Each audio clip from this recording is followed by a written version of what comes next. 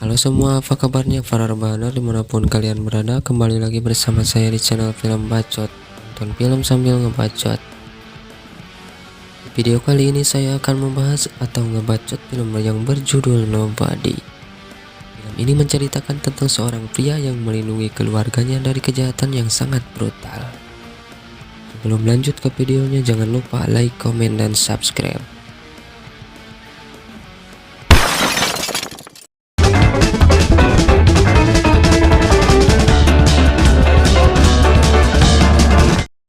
Film diawali dengan seorang pria yang bernama Hutch Mansell dengan keseharian yang monoton begitu-begitu saja tanpa ada adegan yang beradrenalin sedikit pun.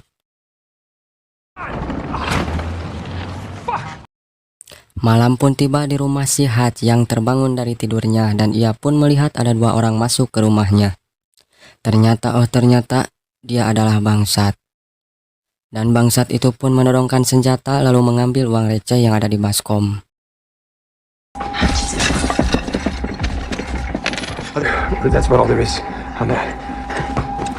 Dengan jiwa keberaniannya si Black, anak sulungnya si Hutch, si Black pun menangkap salah satu bangsat tersebut.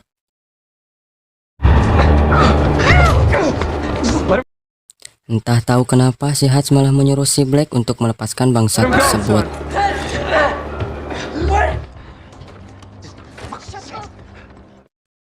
Dan seketika si Black pun sedikit kecewa kepada si Hutch. Buntut kejadian semalam pun mendapat kekecewaan dari anak dan istrinya, terkecuali si bungsu. Lalu si Hutch pun pergi ke panti jompo untuk menemui ayahnya dan menceritakan kejadian semalam. Pada saat si bungsu mencari gelang kucingnya dan ternyata gelang kucingnya tak sengaja terbawa oleh dua orang bangsat yang masuk ke rumahnya. Seketika si Hutch pun sedikit marah dan menggablokkan pintu kamarnya. Si Hutch pun pergi ke panti jompo untuk meminjam pistol dan KTA yang bertuliskan FBI milik ayahnya yang sudah kadaluarsa.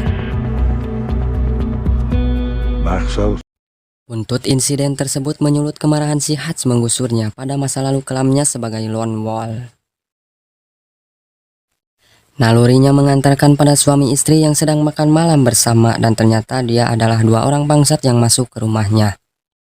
Dan seketika si Hutch pun langsung menghajarnya tanpa ada basa dan bacot sedikit pun. Aksi balas dendam si Hutch pun harus gagal lantaran terdengar suara tangisan bayi yang sedang leweh. Sungguh tak disangka itu adalah bayi dua orang bangsat yang tengah menggunakan alat bantu pernapasan. Si Hutch pun keluar dari rumah tersebut dengan rasa kesal dan malu lantaran dua orang bangsat tersebut ngebangsat rumahnya hanya untuk mengobati anaknya yang sedang sakit. Hutch tidak bisa membiarkan emosinya menguap begitu saja, ia butuh sesuatu yang memuaskan nalurinya. Saat ia berada di dalam sebuah bus Shiba Putra, ia melihat gerombolan gangster yang ugal-ugalan menggunakan mobil lalu menabrak tepa di samping bus. Dan gerombolan tersebut pun masuk ke dalam bus dan kemudian dihajar satu persatu oleh si Hutch sendirian. Sungguh kejam kau, Hutch.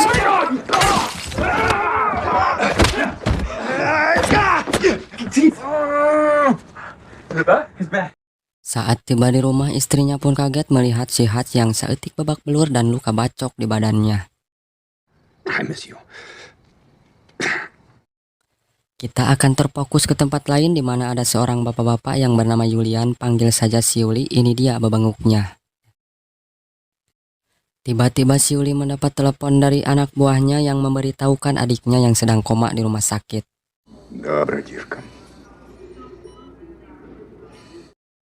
Pagi pun tiba di rumah si Hutch yang sedang sarapan dengan keluarganya. Tiba-tiba ia mendapat telepon entah dari siapa hingga nyaho. Si Hutch pun diingatkan oleh penelpon tersebut harus berhati-hati dikarenakan yang dihajar di dalam bus tersebut salah satu orang itu adalah adiknya si Yuli. Si Yuli pun menyuruh salah satu orang bayaran, ini dia orangnya, untuk mencari informasi tentang siapa yang sudah menghajar adiknya. Setelah mendapat informasi seketika orang itu pun terkejut dan langsung pergi tidak mau dibayar.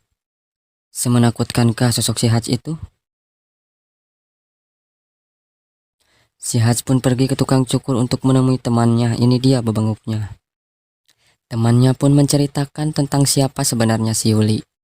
Ternyata si Yuli ini adalah bos mafia penjaga uang ratusan bahkan miliaran dolar milik gangster orang Rusia. And Yulian's the current. Грёбаный общак.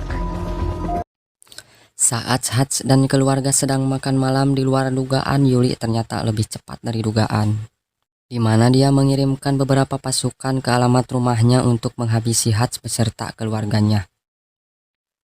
Dengan cepat Hats pun meminta keluarganya untuk masuk ke ruang basement, di mana mereka semua dibuat bingung bercampur kaget saat mengetahui bahwa ruang basement mereka selama ini ternyata memiliki teknologi yang sangat canggih. Ketika pasukan Yuli masuk ke dalam rumahnya, ternyata si Hats mempunyai jiwa brutal dan sadis, di mana Hats membantai sebagian pasukan Yuli dengan begitu sadis meskipun akhirnya dia harus tertangkap dan disetrum. Namun bukan Hats Mansell namanya yang bisa tertangkap begitu saja, karena saat dalam perjalanan Hats pun bisa melepaskan borgol dengan mudah sekali dan membuat mobil mereka terguling yang membuat ketiga pasukan itu pun seketika mati.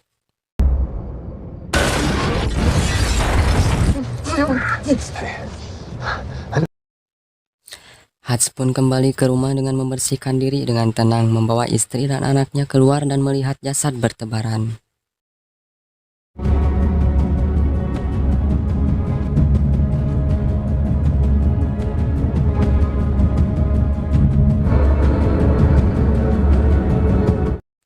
Kemudian menyuruh mereka pergi ke tempat yang aman sampai situasi benar-benar kondusif. Istrinya si Hats pun menanyakan tentang apa yang sebenarnya telah terjadi.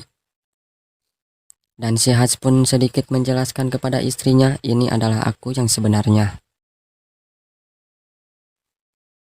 Scene pun beralih ke panti jompo. Kita akan diperlihatkan aksi yang sangat brilian dari seorang aki-aki yang memainkan pistol. Ternyata dia adalah bapaknya si Hats.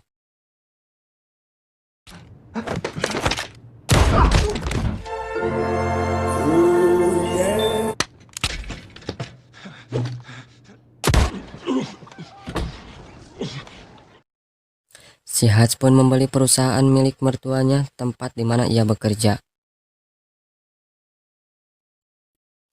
Dan perusahaan itu pun akan dijadikan tempat bertarung dengan si Yuli. Dan si Hats pun merancang jebakan demi jebakan di tempat perusahaan yang sudah ia beli.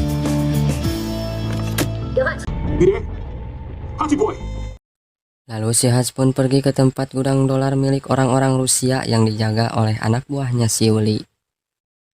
Dan seketika semua dolar itu pun dibakar beserta anak buahnya si Yuli pun dihabiskan oleh si Hats sendirian.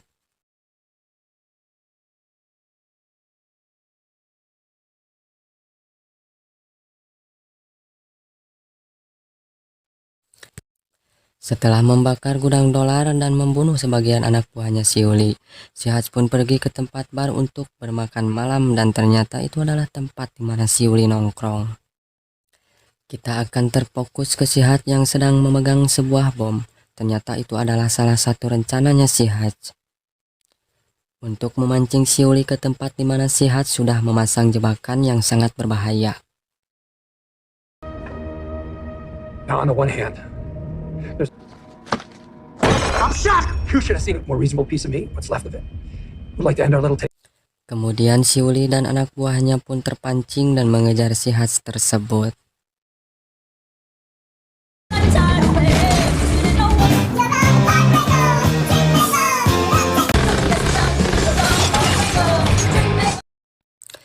Dan setelah sampai di tempat tersebut di mana kita akan diperlihatkan aksi yang sangat membuat penonton terkejut. Dengan melihat aksi seorang aki-aki yang sangat lihai memainkan pistol, ternyata itu adalah bapaknya si Hats.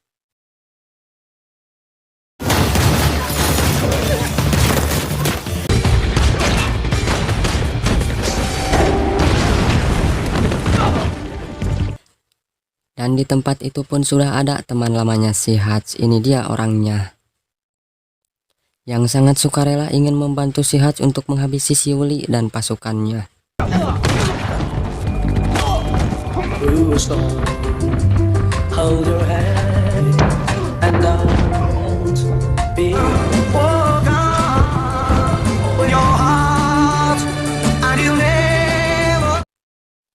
Dengan mudahnya mereka membunuh satu persatu pasukan Shiyuli.